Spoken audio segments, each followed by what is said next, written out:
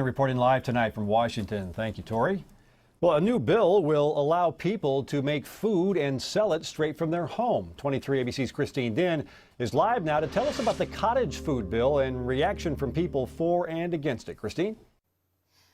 That's right, for Charles Angel here, growing chilies in his backyard and then drying them on his porch and turning them into chili powder has always been a hobby. But come January, it's going to turn into a business thanks to the cottage food bill. For Charles Angel, selling his dried chilies and homemade chili powder has always been a dream that he could not afford. The rent and all the other expenses of running a business, overhead. Until this coming January, when AB 1616 takes effect, allowing people to sell their homemade food products straight from home. Doing this out of my home, eliminates all those costs.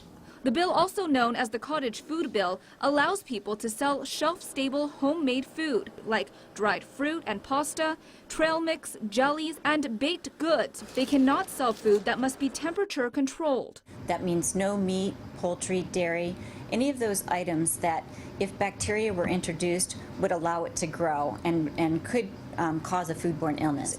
Tamales, corn, those would still not be allowed. People looking to sell under the Cottage Food Bill must be registered with County Environmental Health and meet training, sanitation, preparation, and food labeling requirements. While the Environmental Health Department can conduct food safety inspections at restaurants and markets, they'd be looking for hot water. They'd make sure that you had the proper refrigeration, making sure the place is clean, that there's no cockroaches or bugs, insects that can get into the food product. They are not allowed to do them at homes, making it hard to know how clean the cooking area and food handler are. Washing their hands after using the restroom, washing their hands after they've handled their pets or changed a baby's diaper. There's still a chance that they would still have something on their hands that could be transferred onto that baked good or product that they're selling. So buyer beware.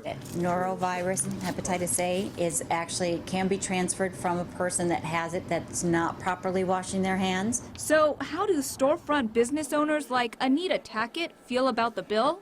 I don't like that because I couldn't do it. That's what I wanted to do.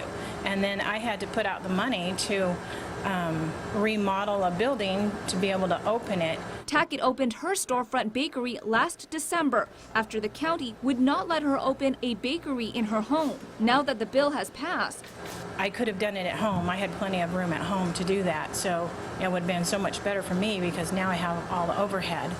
And now if other people can do it out of their home, what's that going to do to my business? One big reason for the bill was so it could help stimulate the economy with more businesses. Well, I'm very excited, and it's not only for myself, but all the other people that are kind of in a similar situation as I am.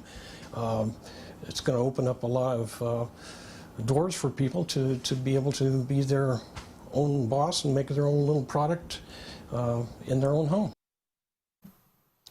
Now, the bill takes effect January 1st. People must register with the Environmental Health Department before selling their homemade food. Now, the department will also tell you where you can sell your product depending on what it is. Now, keep in mind, if your food is proven to contain a foodborne illness, health inspectors could shut you down. Live in Northwest Bakersfield, I'm Christine Din, 23 ABC.